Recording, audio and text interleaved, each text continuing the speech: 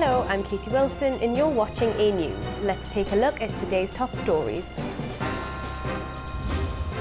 The US government has shut down after Congress failed to pass a funding bill, leaving workers unpaid and services halted.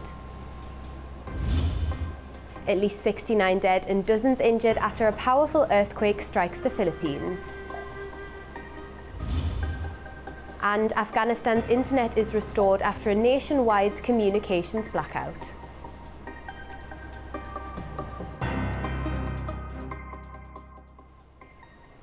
First this evening, the US government has shut down after Congress missed the midnight funding deadline.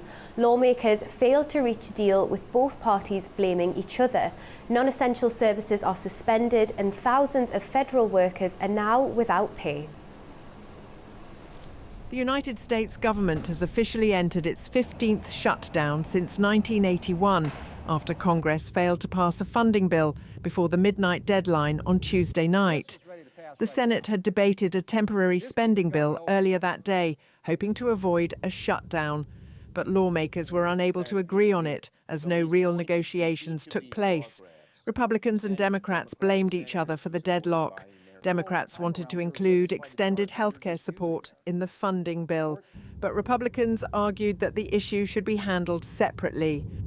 And if the government shuts down, it is on the Senate Democrats. The House has acted, the President's ready to sign the bill, and all that's left is for 8 Democrats to join us in passing that bill today. Democrats do not want a shutdown. We stand ready to work with Republicans to find a bipartisan compromise, and the ball's in their court. President Donald Trump blamed the Democrats for the shutdown and warned that his administration may now take what he called irreversible actions. He didn't give details, but has recently talked about shrinking the federal workforce. It had nothing to do with him. They are shutting it down. We're not shutting it down. We don't want it to shut down because we have the greatest period of time ever. I told you, we have $17 trillion being invested, so the last person that wants it shut down is us now. With that being said, we can do things during the shutdown that are irreversible, that are bad for them and irreversible by them, like cutting vast numbers of people out, cutting things that they like, cutting programs that they like. This is the first since a long 35-day closure in 2018 and 2019, which was caused by a fight over immigration. Budget showdowns like this have become a regular issue in Washington as political divisions deepen. Although they're often solved at the last moment, this time no deal was reached. Well, major disruption is unfolding in Washington as political leaders fail to break the deadlock. The consequences are already being felt across the country, from stalled services to unpaid workers. Here's a closer look at what's driving the shutdown and how it's affecting everyday Americans. Political tensions rise in US as the government shuts down again. Federal services are paused, workers are left unpaid, and both parties are pointing fingers. US Congress is in charge of approving funding for 438 government agencies before the 1st of October, which is when the new budget year starts. But they often miss the deadline and pass short-term bills to keep the government open while they keep working on a full budget. Democrats and Republicans often disagree on how the money should be spent, and it's common for talks to go down to the last minute. If they can't agree by the deadline, the government shuts down. The 60-vote threshold having not been achieved, the bill is not passed. Basically, it happens when there's a political standoff between Republicans and Democrats over how to fund federal agencies. If no deal is reached, non-essential government work comes to a halt. The Republicans blame the Democrats for blocking a fair bill, while Democrats said they were left out of talks and criticized the bill for excluding key healthcare programs.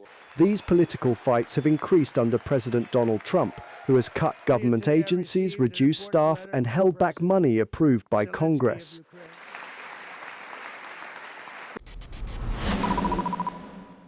The consequences of a complete shutdown affects the whole country. Non-essential federal operations are suspended, and while essential workers remain on the job, they won't receive pay. Thousands more, including those in science, administration, and support roles, are on unpaid leave. More than 150,000 federal workers are also set to leave this week after accepting a buyout, the largest exit in 80 years.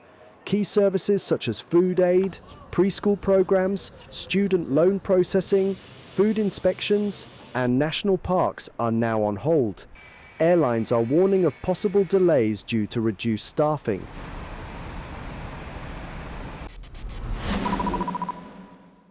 The blame game has begun.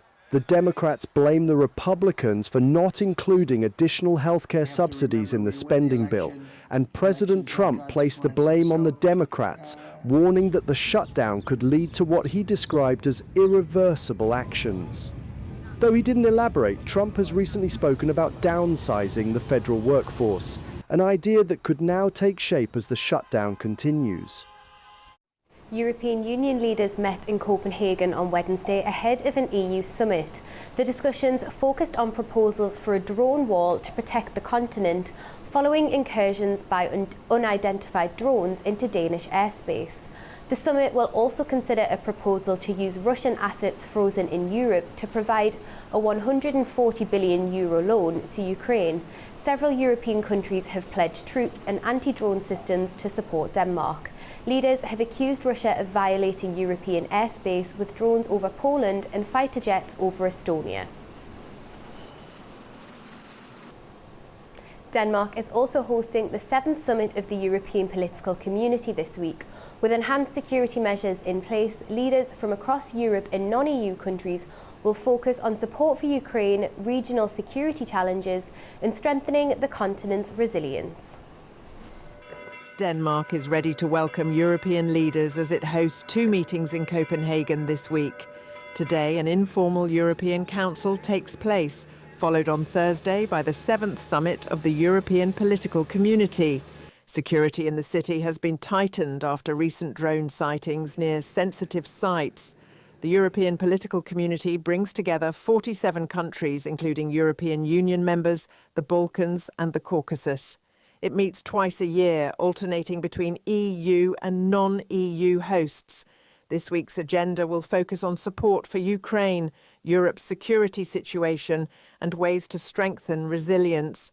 Leaders will first meet in plenary sessions and then break into roundtables to discuss hybrid threats, economic security and migration.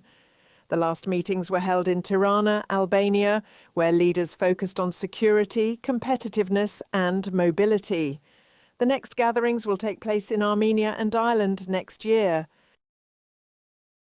The United States has sent submarine hunting spy planes to Norway, flying missions close to Russian territory in the Baltic Sea. A US Navy aircraft built for submarine hunting and intelligence has appeared in northern Europe as NATO strengthens the Baltic defences amid Russian threats to cables, pipelines and drone activity in Poland, Denmark and Norway. Satellite images show the aircraft in Oslo, with one later tracked towards Russia's Kaliningrad region. The UK says it's ready to lead a European peacekeeping force in Ukraine, but with troop numbers falling, critics ask if Britain still has the strength to back up its commitments. Russia's hybrid war is intensifying. Drones have entered Polish and Romanian airspace. Fighter jets have crossed into Estonia, and suspected sabotage has disrupted airports in Denmark and Norway. At the centre of NATO's response is the United Kingdom. London has proposed leading a 10,000-strong European peacekeeping force for Ukraine, alongside France and other allies.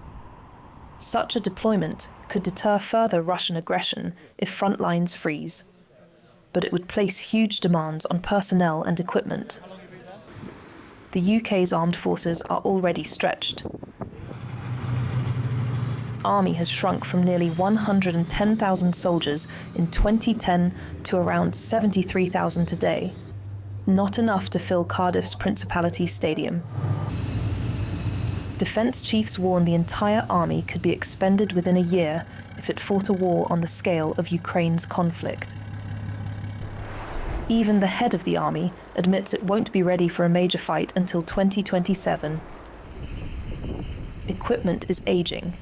From Challenger tanks to long-serving submarines, running record-length patrols due to maintenance delays. Recruitment struggles, low morale, and past issues with harassment present further challenges.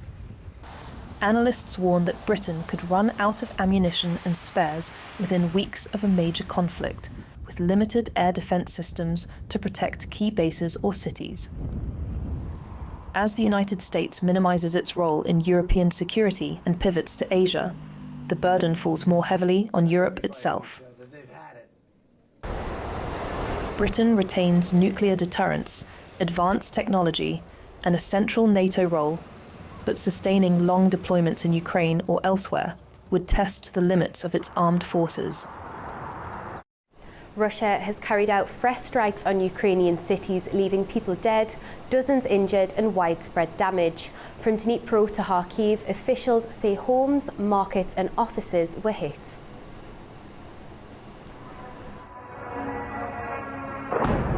Russia struck Dnipro on the 30th of September, killing 1 and injuring 20, officials said.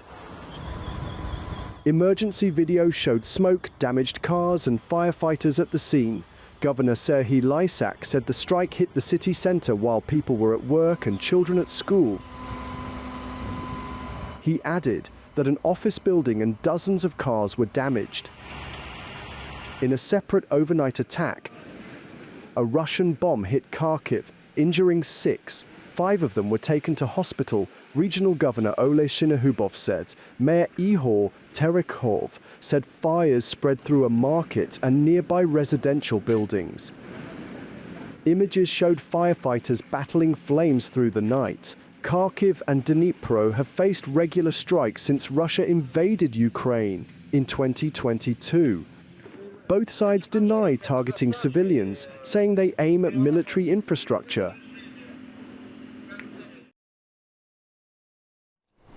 The situation at Zaporizhzhia nuclear power station has become critical. That's according to Ukrainian President Volodymyr Zelensky. He accused Russia of deliberately preventing repairs to damaged power lines. Zelensky called the situation an unprecedented global nuclear threat and urged international partners to increase attention to the risks surrounding the facility.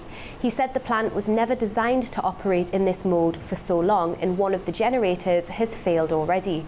Beyond the nuclear crisis, Zelensky condemned Russian drone strikes that hit several regions and vowed that Kyiv would respond to the attacks.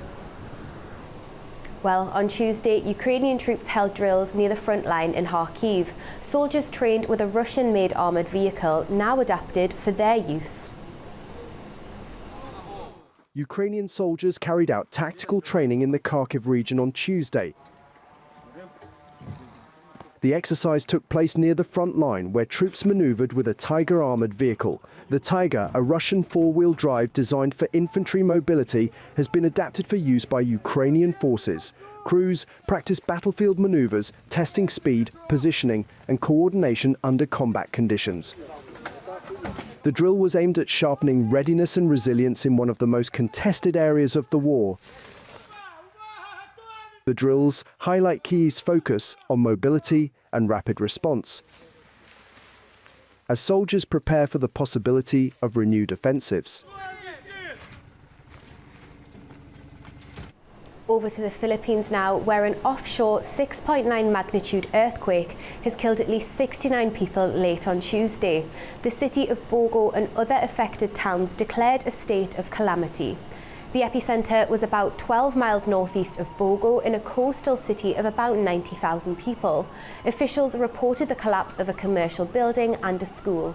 Classes were suspended at 46 different schools, with Filipino officials saying the region has been rocked by almost 400 aftershocks, which will likely continue for months.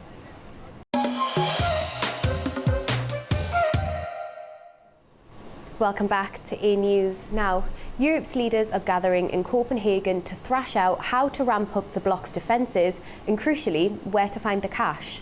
Joining us to share their thoughts on the developments from the European Council meeting is Lieutenant General Marko Soronja and Andriy Ordinovich, a retired colonel from the Armed Forces of Ukraine.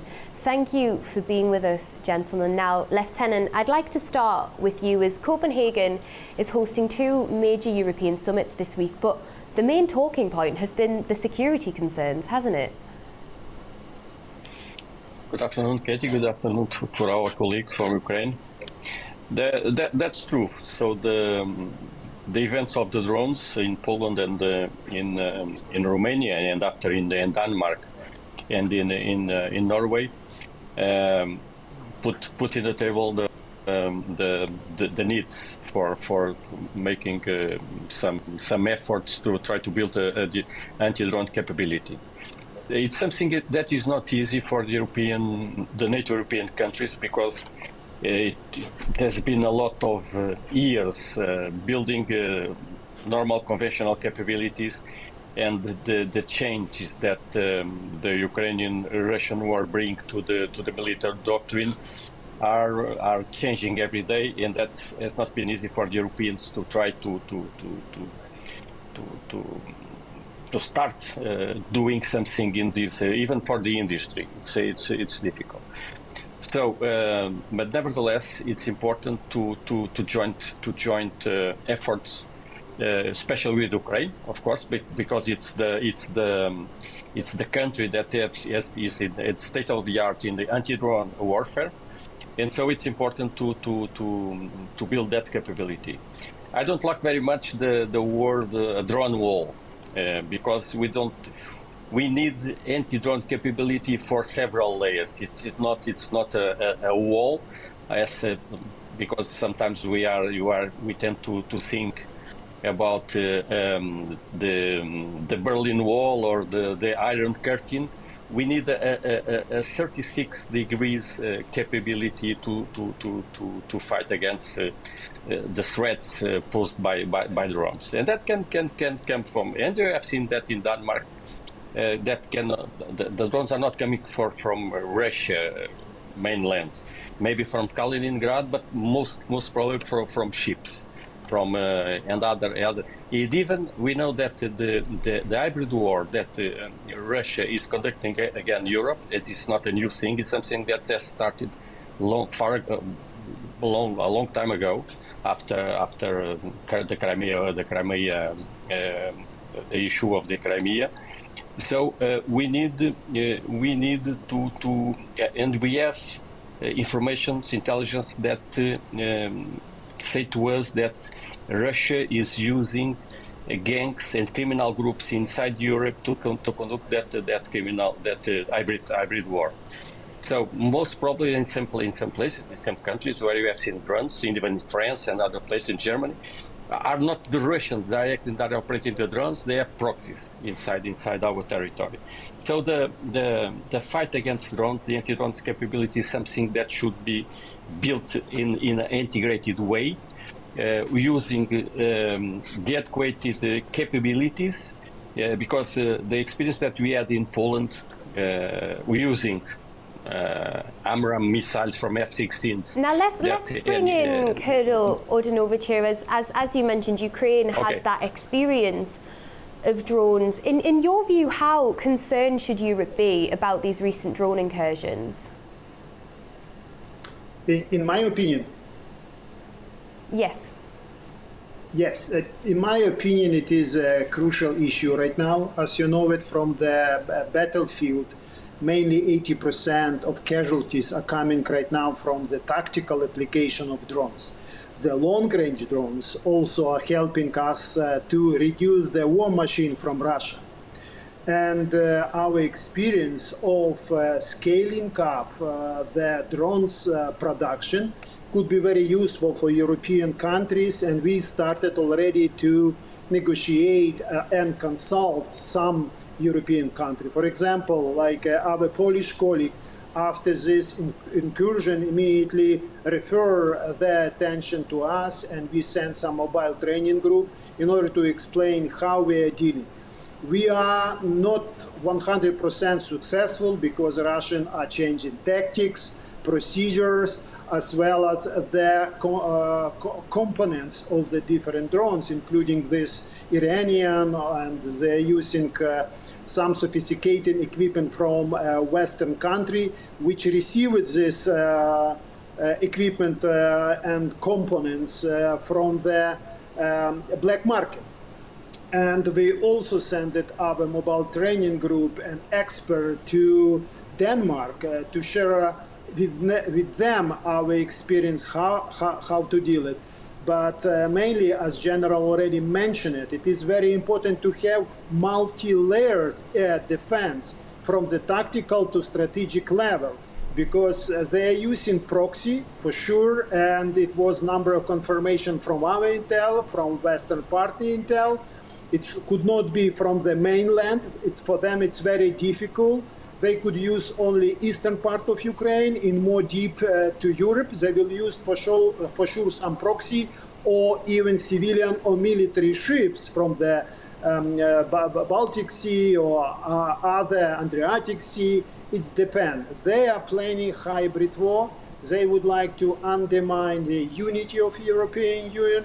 Their strategic goals that people in this country, in European Union, would suffer it like Ukrainians right now. But our experience is very valuable. Our government from Paul Mill level are very much open, and our doctrines and strategy of tackle this issue is open to partners, probably with some confidential area which are crucial right now for us. But we are happy that European countries are open, are eager even to finance scaling up production in Ukraine and outside of Ukraine. Again, now there is room for collaboration between the EU and Ukraine on drone defense, isn't there? Yes, correct. And we are happy that it was an announcement to deliver it or to identify 2 billion euros for supporting scaling up. It is very important. I also not happy with the name of the drone walls, because it is not simple one. It is very much dynamic and maneuverable. But anyway, the context of these drones and very much supported by our political and military leaders, and we will still ready share our experience through the NATO, through the EU, also on bilateral level. Now, Lieutenant, let's get your thoughts. What do you make of the EU's proposed flagship defence projects? It's important also because the efforts that Europeans have to do in build up a robust capability in several areas, it's important. It's let's see. It's we have the Europeans have a lot of gaps in military capabilities due to the fact that it's undeniable that we have been in the shadow of the American capabilities, especially the strategic capabilities, all over the next 50 years or 60 years. So it's something that we have to do. Of course, but we have to have priorities, of course. The flagship capability, the drones are for me, it's the priority. It's the most important. It's where we have to put all the effort. We need, of course, we need missiles, we need airplanes, we need tanks, we need military vehicles. But as our colleague from Ukraine said, the drone capability can destroy almost all of that capability. The Russians have lost almost 5,000 tanks and military and the armored vehicles in the last during this year, from the beginning of the year. Something that is almost the same figure that all the Europeans have in tanks. So it's something that are not sometimes it's not clear for us what's going on. So it's important, of course, to invest in drones, to invest in the capabilities at the sea, because we have seen and we have information that the Russians are going to invest very much in the sea with the Fledo ship, the ships that they are using. We have that experience also in the Atlantic, where they are using for intelligence, even for the use of drones, most probably. So civilian ships that are not being used just for the transport of oil, They are using for several other things, and with a civilian clothes, so to speak. So the Europeans have to invest a lot in that. It's important It's been say great to get both that of even your for us, insights, gentlemen. We're running short on time, apologies there, but it's been great Okay. to have both of you join us on the programme. Okay, thank you very much.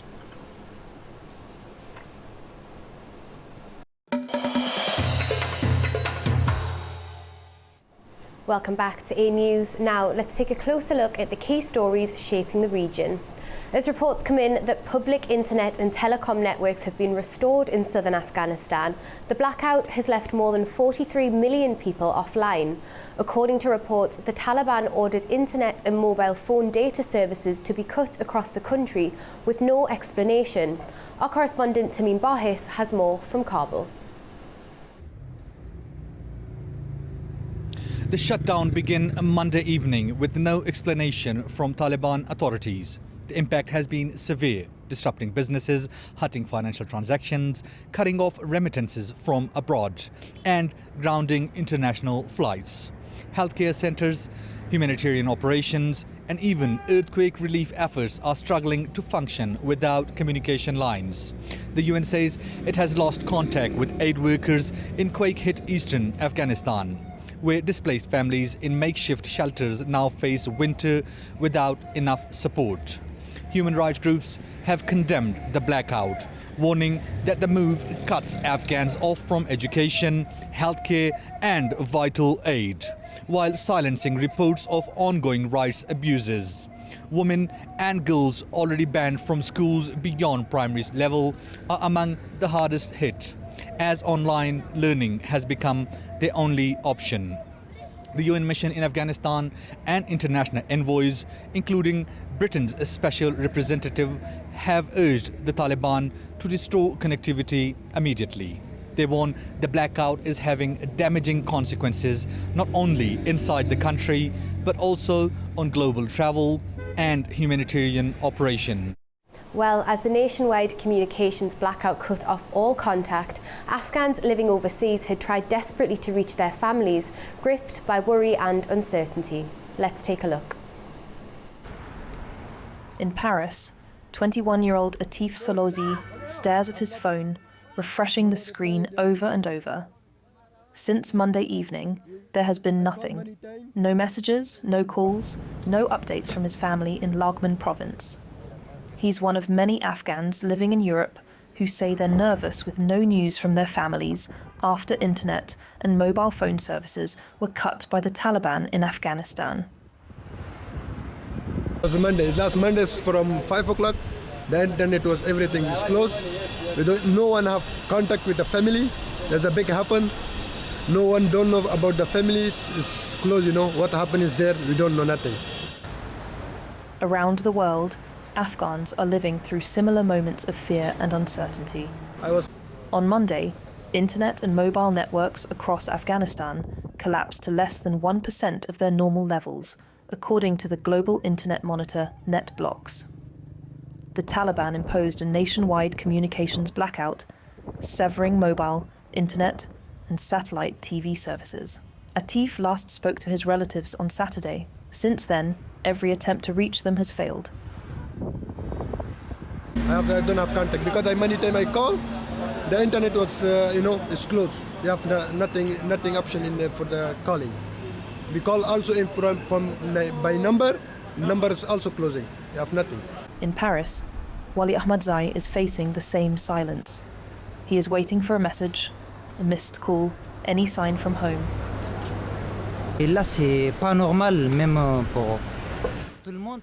It's not right for everyone because the families are very far. Having no news is tiring. It's really so hard for us. Imagine you have no news from your family. What's happening with you and everyone else?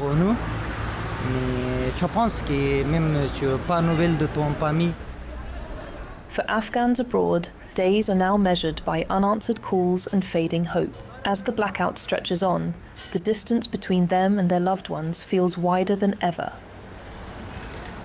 Hundreds of trucks are stranded at Iran's eastern border crossing with Afghanistan after the internet shut down on Monday. Our correspondent in Tehran, Shiraj Shiralilu, has more on that. Local customs authorities at Iran's Dogharun crossing bordering Afghanistan said hundreds of the Iranian and Afghan drivers and their trucks are stuck at the border point and are unable to enter Afghanistan. According to Ismail Pur-Abed, the director of Dogharun border terminal in Iran's eastern Khorasan Razavi province, following the internet shutdown in Afghanistan on Monday, the movement of trucks carrying commercial cargo from the border crossing to Islam Qaleh customs in Afghanistan has been practically on hold. He said that at least 800 Iranian and Afghan trucks are waiting to leave for neighboring Afghanistan at the Dogharun crossing, and their number is increasing as the internet blackout continues.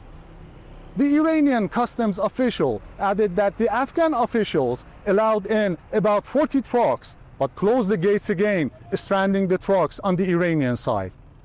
Pur-Abed also said that the entry of trucks from Afghanistan to Iran has continued without any halt, while the internet blackout has only disrupted the exit process to Afghanistan.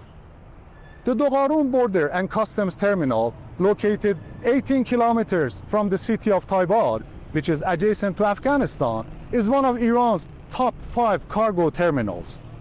The main transit at this custom points is the goods from Afghan, Pakistani, and Indian merchants, which are transported through the Persian Gulf countries to Iran's southern port customs of Bandar Abbas and Bandar Lenge, where they are transited to the Dogharun crossing. Shiraj Shiralilu, Tehran, reporting for A News TV. International delegates have flocked to Baku to be part of the Climate Action Week. There were high-level talks, government officials and experts providing key tools and strategies to help countries achieve the green transition. Nadia Jani has been there and sent us this report. It's the official formal end to Baku Climate Week, and it's been so informative and transformative. Participants really got to know some of the key tools that will enable countries to deliver on driving the green transition. There were a number of examples and resourceful solutions that focused on climate resilience, water irrigation and investment. Keynote speakers highlighted that there was no quick fix to sustainability, but a very real need for private partnerships and policy changes. This Climate Action Week was also an opportunity for reflection to discuss the achievements from COP29 and maintain consistency with the climate agenda. I got the opportunity to speak to COP29 President Mukhtar Babayev on his thoughts on the key takeaways of the week and Azerbaijan's leading example to keep pushing for a greener world. That's why for us today it is a good opportunity, good chance to check the temperature. Yeah, and now a lot of experts from the international community, from international organizations, with different sectors of the Azerbaijani society, society representatives, NGOs, private sector, state organizations, state ministries and others. That's why it is another one chance to talk, to meet with the people and to demonstrate that Azerbaijan continue our leadership in this climate agenda. That's why today also our position and our work is also focused to prevent any step backs from the decision made and to provide the implementation of the decisions made before COP29 and at COP29 also. The rest of the week will move to smaller forums where roundtable discussions will commence, and the focus on youth, arts and culture, farming and health will be explored under the climate framework. Some of the brightest minds were in this room with the charge to strategize and accomplish key climate goals, both here and beyond. I'm Nadia Jani for A News. Turkish Airlines has revealed plans to launch direct flights to Armenia, signalling a breakthrough in the ongoing process of normalising relations with Yerevan. The announcement was made in a regulatory filing where the airline confirmed that the new route would connect Turkey with Armenia's capital. A launch date and flight frequency have not yet been finalised. Officials say the schedule will depend on passenger demand. Kazakhstan is launching major reforms in artificial intelligence with plans to establish a specialised research university. The aim is to transform the country into a fully digital state and equip citizens with AI skills. Kazakhstan's President Kassym-Jomart Tokayev has proposed the creation of a specialized research university dedicated to artificial intelligence as part of the country's ambitious digital transformation plans. The announcement came during the first meeting of the Council for the Development of Artificial Intelligence, attended by government officials, international experts and academics. Discussions focused on integrating AI into education, developing human capital and building digital infrastructure. Artificial intelligence is seen as a key driver of Kazakhstan's economic competitiveness and national transformation. The global AI market is expected to reach $740 billion this year, with investments in new AI developments increasing by 20%. And against this backdrop, Kazakhstan aims to become a fully digital state within the next 3 years. Today, more than 92% of government services in the country are available online, and last year cashless payments exceeded 85%. In just the first 6 months of this year, citizens received 26 million digital services, with half accessed via smartphones. Key measures already underway in Kazakhstan include the recent creation of the Ministry of Artificial Intelligence, the adoption of a law on AI, the development of a digital code, also the launch of a supercomputer. And over the next 5 years, the country plans to train 1 million citizens in AI skills. Fariza Kalimurzina, Almaty, for A News.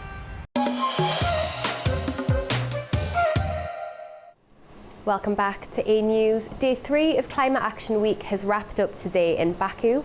On the agenda was sustainable water management, green finance and bridging the gender gap in sustainability.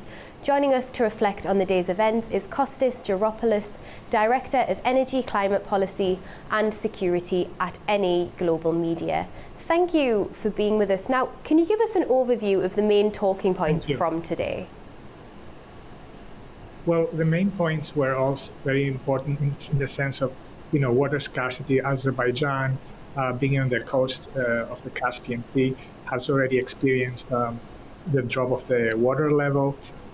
There's also an issue about discussing, just in the region of not just the Caspian Sea, but all the Central Asian states.